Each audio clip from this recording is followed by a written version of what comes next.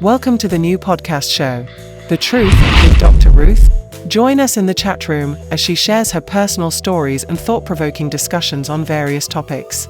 Feel free to explore these podcasts and join the engaging conversations. Invite a friend to our discussion that goes beyond conventional narratives, fostering a community where truth and understanding prevail on the podcast show, The Truth with Dr. Ruth. See you there.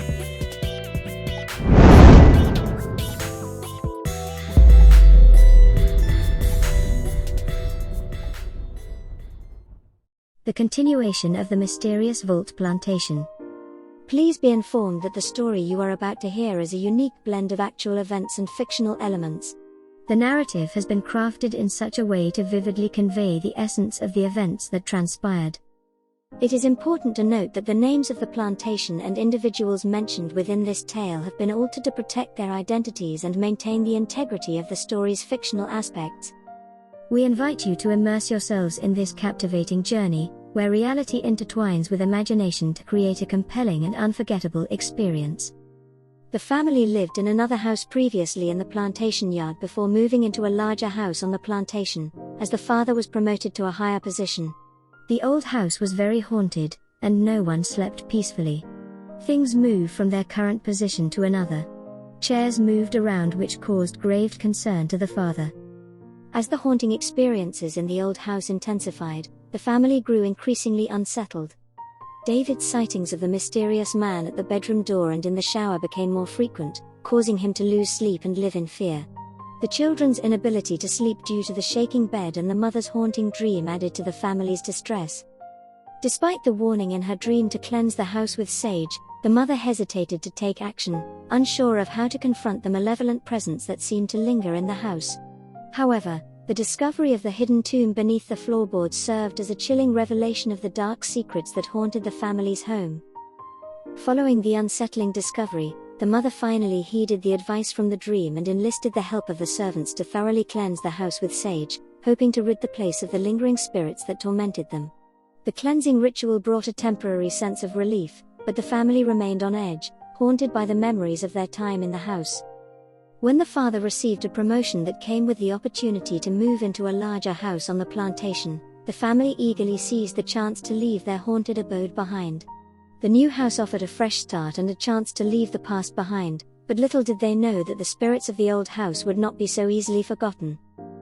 As the family settled into their new home, they hoped for peace and tranquility, but the echoes of the past continued to linger, reminding them that some ghosts are not so easily exorcised. The family's journey was far from over, and the shadows of their haunted past would continue to follow them, even in their new surroundings. As time passed, the family settled into their new home near the sugar factory, with its looming crane and the eerie presence of the pan boilers' cabins. Despite the idyllic surroundings of the plantation, strange occurrences continued to unsettle the family. Nights echoed with unexplained sounds emanating from the factory, and the ghostly noises of the crane reverberated through the darkness, even when it was not the season for harvesting sugarcane. The children, drawn by curiosity and a sense of adventure, often found themselves wandering near the pan boilers' cabins, where whispers of the past seemed to linger, accompanied by fleeting glimpses of spectral figures. The tomb in the woods, known as the old man's grave, held a mysterious allure for the children. Despite the chilling encounters and the warnings from the maid about the old man's ghostly presence, the children felt a strange connection to the figure they had seen on the white horse. His enigmatic appearance and sudden disappearance left a lasting impression on them, stirring a mix of fear and fascination. Driven by an unexplainable pull, some of the children found themselves drawn back to the old man's grave, as if compelled by an unseen force. They continued to visit the site, leaving flowers and playing near the tomb, feeling a sense of comfort and connection to the spirit of the old man who had crossed their path that fateful day. As the years passed, the legend of the old man and his white horse became woven into the fabric of the plantation's history, a tale passed down through generations.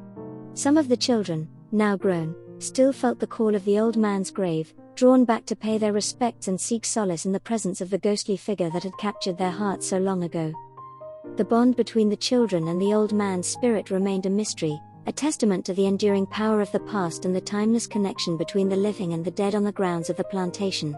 And so, the story of the old man's grave lived on, a haunting yet comforting presence in the lives of those who had encountered the spectral figure on the white horse. The experiences on the plantation were not always scary, but due to the previous experiences the children were jumpy at everything. One day, Janice and Mull picked cherry tomatoes, and being naughty, they decided to put 10 of the cherry tomatoes in the flaps of the front door and forgot that they had put them there. Nighttime came and Betty and Ruthie went downstairs and saw the tomatoes, which looked like fingers, in the flap of the door, and ran crying for their lives, shouting, "Someone is pushing their fingers in the flaps of the door." All the children, being curious, ran to see the fingers. When they saw the fingers in the door, they all ran screaming, including Janice and Mull. Now the father came downstairs to see who would be brave enough to push their 10 fingers into the flaps of the door or even break into the house. When the father arrived at the door and Aunt Abby peeping from at the top of stairs with her heart beating through her chest and ready to run, the father moved cautiously and pushed one of what looked like fingertips, and it dropped to the floor. To his surprise, they were cherry tomatoes. The father said, "Who put the cherry tomatoes in the door flaps?" Janice and Merrill came forward with their head downcast and admitted that they had committed the deed, but they did not remember that they had pushed them in the door. That night, Janice and Mull were punished and never played such a trick again. The family continued to live in peace at the Vault Plantation with their friendly ghost, the old man from the grave in the woods. Remember to subscribe and hit the notification bell. Therefore, you would not miss out on new content. And whose truth? No other than Dr. Ruth.